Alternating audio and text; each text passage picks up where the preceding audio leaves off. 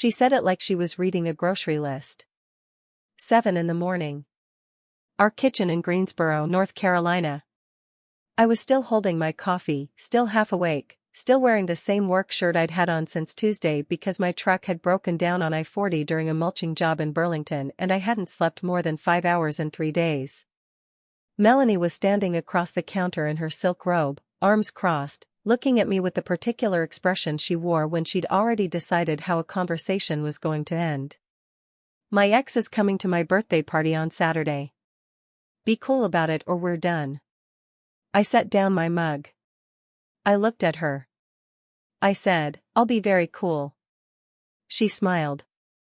Actually smiled, the way someone smiles when they think they've won something. She had no idea what she'd just given me permission to do. My name is Travis Calloway. I'm 41 years old.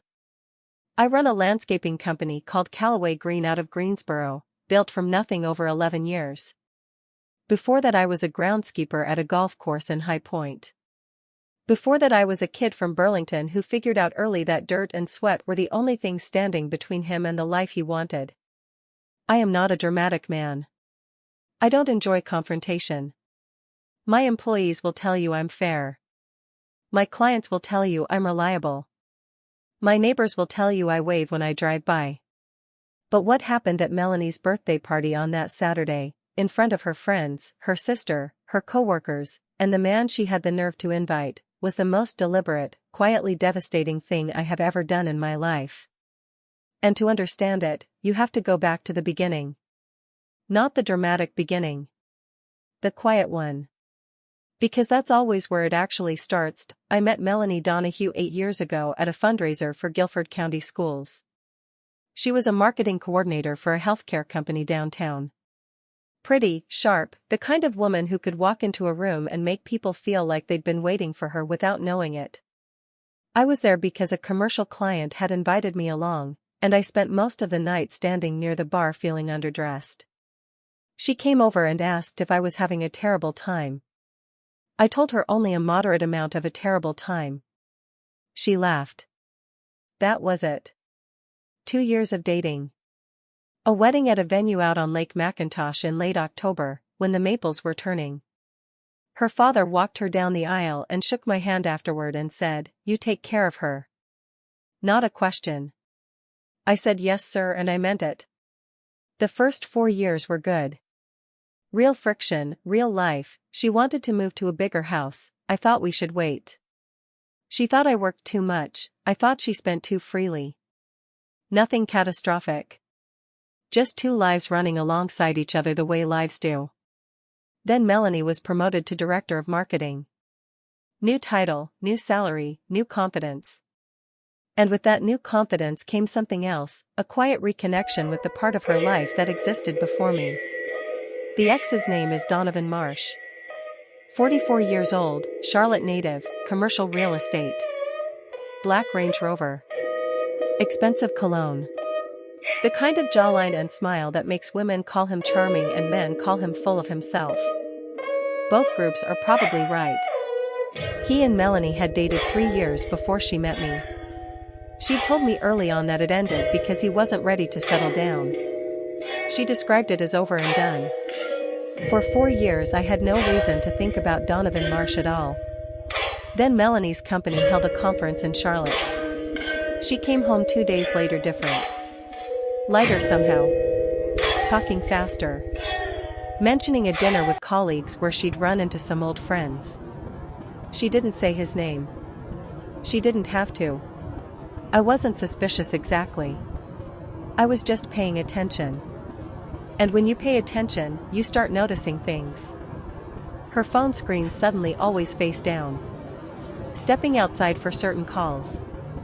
When I asked casually who she'd been texting, she'd say just Brittany from work without quite looking at me. 3 months after Charlotte, Donovan came to Greensboro. Client meeting near the airport. Melanie mentioned it over dinner so casually, "Oh, Donovan's going to be in town, we might grab coffee," that it was clearly designed to sound like nothing. I nodded. I said that's fine. She came home that evening with that same strange lightness, and I decided right then to be honest with myself about what I was watching. What I was watching was a woman who was starting to look back. Over the next 6 months I had 3 conversations with Melanie about how I was feeling. Not fights, conversations. I told her something had shifted and I didn't know how to reach her. Each time she reassured me. Said I was overthinking. Said she was just busy with the new role. Said we were fine. She kept saying we were fine. And every time she said it, she made less eye contact than the time before. The last real conversation was in November. We'd gone to Crafted on Elm Street, a place we used to go every anniversary. I told her I needed us to talk, actually talk, about where we were heading. She had her second glass of wine before I finished the sentence. Then she said something I have turned over in my mind 100 times since. Travis, I love you. But sometimes I feel like I married the safe choice. I didn't respond right away. I looked at the table. I thought about 11 years of working before sunrise in the Greensboro heat because I was building something I was proud of and wanted to share with someone I loved. I thought about the house we bought together. The vacations. The 4 days I sat in the hospital without leaving during her mother's surgery.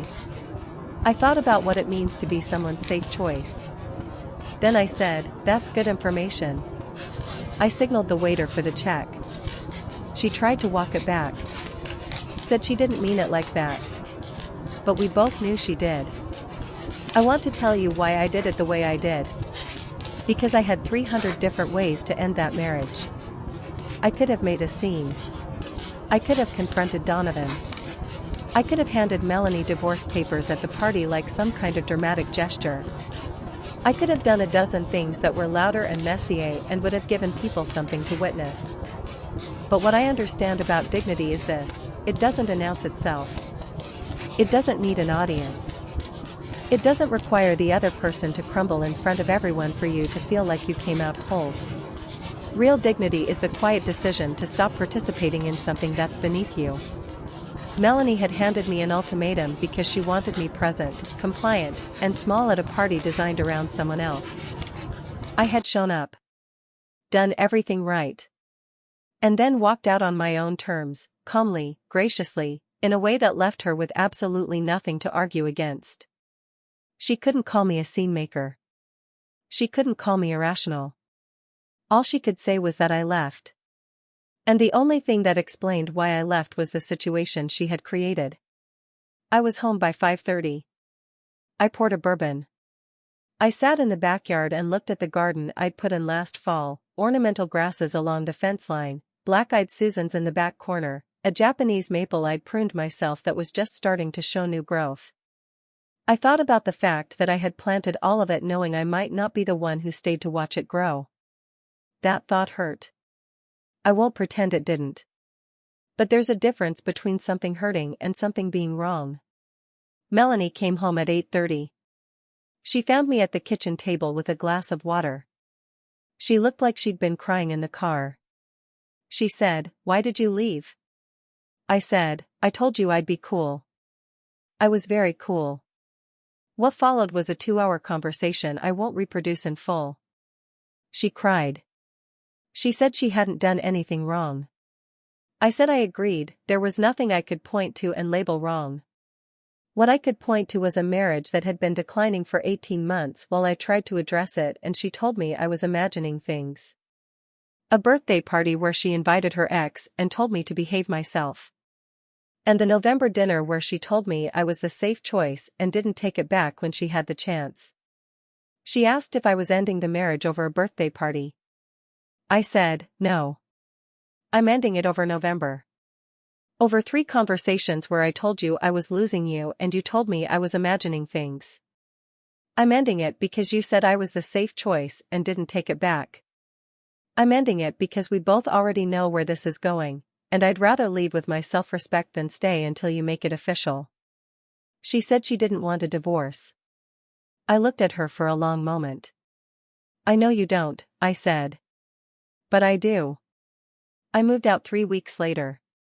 Owen's place in Durham, temporarily, while things got sorted. Sandra Pierce handled the legal side cleanly. Callaway Green was structured and documented clearly, the way it should have been years ago. The house is being handled like two adults handling a business problem, which is more than I expected and something I'm grateful for. Donovan, for what it's worth, called Melanie twice after the party and then stopped. Which is what men like Donovan do when the complication becomes real. He wanted to be the exciting option, the road not taken. I made him the responsibility. He wasn't interested in that version of the story. Kayla called me 2 weeks after. She said she wanted me to know I'd handled everything with more class than anyone in that situation deserved. I thanked her. I meant it. The morning after the conversation with Melanie, I woke up early. Made coffee. Sat on the back steps of Owen's house in Durham watching the sun come up over the tree line. And I felt something I hadn't felt in a long time. Not happy, exactly. Not relief, exactly. Just present. Fully inside my own life for the first time in years. My company landed a new commercial contract last month that'll keep the crew busy through fall. I hired a site manager named Brendan who shows up when he says he will, which is all I've ever asked of anyone. I'm running every morning. I'm sleeping the way a man is supposed to sleep. Some mornings I drive through Greensboro on my way to a job site. Down Elm Street past Crafted. Along Battleground Avenue past the flower shop where I ordered Melanie's birthday arrangement. Through the neighborhoods where my crews are working. And I feel the city differently than I used to. Not heavier, not sadder. More honest. Like I'm seeing it without the filter of a relationship that stopped being honest a long time ago. There is a Japanese maple in the backyard of a house in Greensboro that I planted and pruned and won't be there to watch grow. That still bothers me. Some things you lose and they stay lost. But most things, it turns out, travel with you. Dignity travels. Self-respect travels. The knowledge of who you are when someone tests it, that goes everywhere you go. I stood at the door of a wine bar on Spring Garden Street and shook a man's hand and told him she was all his. And in doing that, I took back something I hadn't realized I'd been giving away for 2 years. Not to him. Not to Melanie. Just back to myself. That's the whole story.